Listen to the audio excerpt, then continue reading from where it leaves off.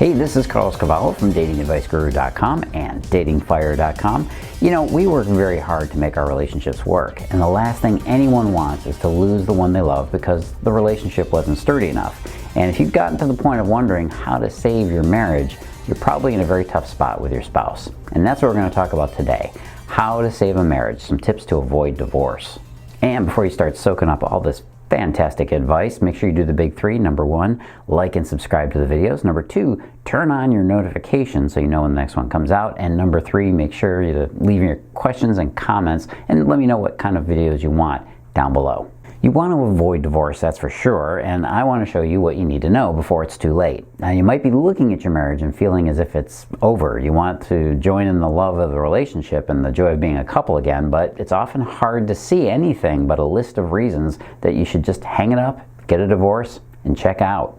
So in order for your relationship to work out and for you to be able to save your marriage, you also have to be able to dive into the messy parts of your problems so that you can really meet them head on. Most couples never really face their issues as individuals before they sought out a relationship, and that's a big problem right there. So you might be wondering what it takes to save a marriage from doom. Well, let's first of all start off on some signs that you can save your marriage. Sign number one that you can save it: you own your stuff. And if you know what your stuff is, you can be aware of how it gets in the way. By your stuff, what I'm talking about is all the insecurities, all the emotional triggers, all that blah crazy stuff that shows up in relationships. We all have patterns of engaging and struggling in relationships, and they always reflect the times where our childhood self fragmented in a moment of stress or maybe even trauma. And this is when our younger self had to develop a protection strategy when it was necessary. Heck, some of our trauma wasn't even intentional. If you can own your stuff and recognize it and work on it, you'll be way ahead of 90% of the other relationships out there that just keep struggling. Sign number two that you can fix your relationship: you still have good mojo. If you still feel deep down inside that you're drawn back to him as your husband and you don't feel a constant need to escape your marriage or your relationship, there's a good chance you can save it. Every marriage and every relationship has a bank account of love in it for our partner. We make deposits and we take out withdrawals, but the relationship is always carrying a balance. If it's a positive balance, you have good mojo with each other, right? You're probably not feeling any contempt or any issues about the relationship itself, at least not in any big way. If it's a negative balance, you have a long uphill battle to save your marriage. You gotta look at your relationship checkbook and keep it in balance. Sign number three, you can save it: you know you still have to mow the yard. There's a saying I like to share with my clients. You know you have some relationship wisdom when you realize that the grass isn't greener and it still needs to be mowed. Very often we shift our focus to another partner when we have an affair, and we just realize that after a while that we saw this new person, this new romance, as an escape. We realize that we're not really looking for another relationship. All loving relationships require effort. And the sooner you understand this, the sooner you can get back to your partner on wiser terms. Now, there's a couple more signs that are positive signs that you can save your marriage. You can go check them out at the article on datingadviceguru.com. But right now, we got to jump into the big meaty stuff. How to save your marriage, some tips to avoid divorce. So how do you save a marriage on the brink of divorce? Well, one of the most important tips for anyone who wants to make their marriage work is to learn that there are some places you'll never be able to meet 100% with your spouse, okay? Many women have been brought up to believe that true love, or at least the fairy tale version of it, means that you are always on the same page with each other. You never disagree. You always work everything out. You share the same point of view, and so on and so forth. But the real truth about love and marriage is there are some areas where we're just going to disagree. But we understand that this doesn't have to get in the way of love.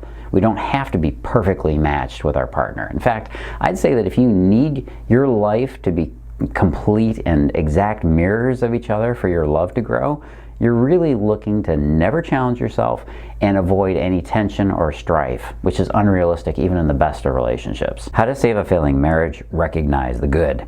If your relationship is worth saving, then there must be plenty of things that are worth the effort. You have to look at, basically objectively, at your relationship and make a commitment to keeping the love alive for both of you. This means you have to really look at the history of the relationship. What are the patterns that you get into? Where are the differences that you experience? What do you find comes up as a challenge in your marriage most often? And especially important, What are the good things that you want to keep alive in your relationship? What are the fond memories that you hold not only of the relationship but each other as individuals? And do you genuinely appreciate and love him as a man?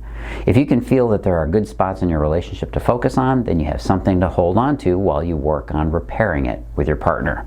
How to save a marriage that is falling apart? Don't let him in. Now, when I'm talking about him, I'm referring to what John Gottman calls one of the horsemen of the relationship apocalypse. He mentions these 4 horsemen of the relationship apocalypse as being criticism, defensiveness, stonewalling, and contempt.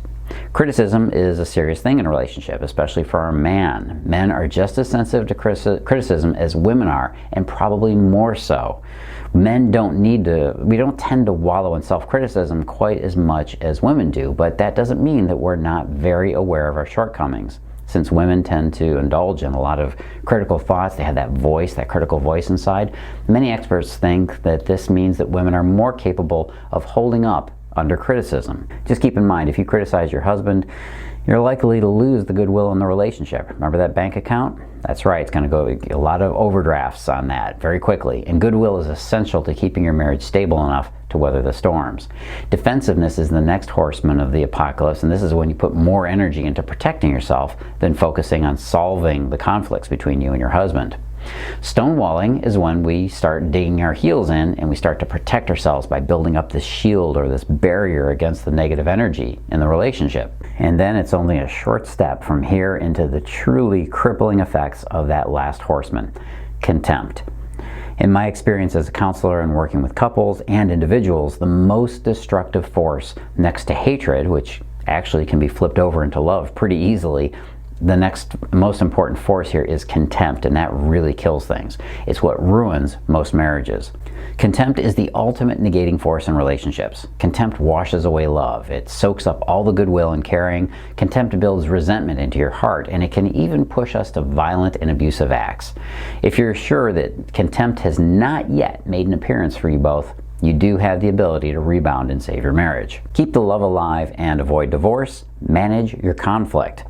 In my years as a trained therapist and as a counselor and working with people, I have seen a lot of problems in relationships. The one thing that all relationships require is a healthy way to manage the conflict that happens. We might want to avoid the conflict, but we also have to recognize that conflict is a necessary part of all marriages. It's actually healthy. We will fight and we will argue from time to time. Here's a little one of Carlos's rules. What really matters is if you have the ability to repair after the conflict. That's what's really important, not the arguments. If you can develop this habit, you'll also develop unshakable faith in your connection and bond with your partner. Now, I do get this question a lot. Can couples counseling be effective in saving your relationship? Well, there are many LMFTs, those are licensed marriage family therapists out there, and there are many that are actually good at saving relationships and fixing the family dynamic. But the truth of the matter is that most of the therapists and counselors out there also understand that relationships are often too far gone by the time one or both of the people in the relationship finally seek help. And yes, very often men don't want this kind of intrusion into his personal relationship space. It's very threatening to a man to have to expose the inner workings of his relationship and himself to a therapist. If you have reached a point where you think that you need therapy or counseling, you have to make it clear to your husband that you need him to trust in this process. One way is to offer him a veto vote on who you choose. Agree that you both have to feel comfortable and safe with whoever you choose for this kind of counseling. And you may even have to let him know that if he won't work with you, you may need to end the marriage. I mean, that's not an easy thing to communicate, but it will wake him up to the seriousness of the situation. Let him know how happy it would make you for him to go to this kind of counseling, as men are very motivated to keep their wife happy, so he will do it at least out of that. A secret tip here.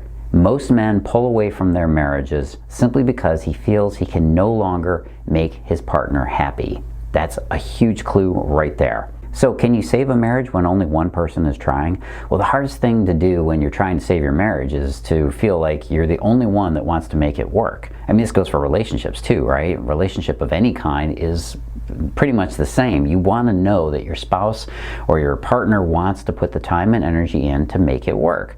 But sometimes they're not as committed to the process of repairing the relationship. And no matter what happens, you should absolutely make yourself the priority. Many advisors and even mediators will tell you to put the relationship first. And this is only partially true. Saving a marriage means saving yourself at the same time. What you must do is put yourself first above all else. I know how counterintuitive that might seem to hear, but it's actually vital for your marriage. Just like the instruction you get when you're taking an airplane flight, right? When you're on an airplane and you're sitting there and they're doing that speech of theirs. Should the cabin lose pressure, you should put your oxygen mask on first before helping your neighbor. Because if you don't take care of yourself properly, you're going to basically not have any of the strength or ability. You're going to be unconscious from lack of oxygen, and you won't be able to help the person next to you if they need it. As Carlos says, another Carlos quote, keep yourself strong so that you can help others from your strength. And yes, this could mean putting yourself before your husband so that you can be there for him too when the time is right, or be there for your kids or whoever. So here's the bottom line. If you want to save your relationship or your marriage and keep that relationship strong, you have to know how to stay connected to your husband or your partner. Men do not pull away from love, despite what some of the advisors out there might tell you. Carlos says, another Carlos, I know, I have these sayings, men withdraw or pull away from relationships where he is not understood or fully accepted. This is perhaps one of the most important things you will ever learn about men and marriages, and I'd suggest you rewind this and listen to that again. Men do not withdraw from a woman who loves him. He withdraws because he does not actually feel her love in the way that he needs it, which is similar for the woman in a relationship, right? If you'd like to learn more about what makes a man feel that sense of connection and loving desire for you that he once did, you need to know how to read men and really understand what makes him connect with you. And I got a great way for you to do that. Do it through my newsletter. I have a free newsletter. It's a VIP email newsletter that I send out practically every day with great advice and tips. You can get it for free. Go on down to this link you see below me here. That's right, datingfire.com/free. You can sign up, get on the newsletter, get my free ebook and video that goes along with it, and get that right now. Go on over to datingfire.com/free. And wait, before you run off, don't run away. Make sure you do the big three. Make sure you like and subscribe to the videos because I want you to keep getting them. And turn on notifications so you know when the next one's coming out. Hint, it's next week. And number 3, make sure you leave me your questions and comments below. And of course, let me know what videos you want me to do. Leave it in the comments. This is Carlos Cavallo from datingfire.com and datingadviceguru.com. If you want the rest of the tips from this article I didn't have time to cover today, go on over to the site at datingadviceguru.com, and I'll be talking again next time. As always, live and love with passion.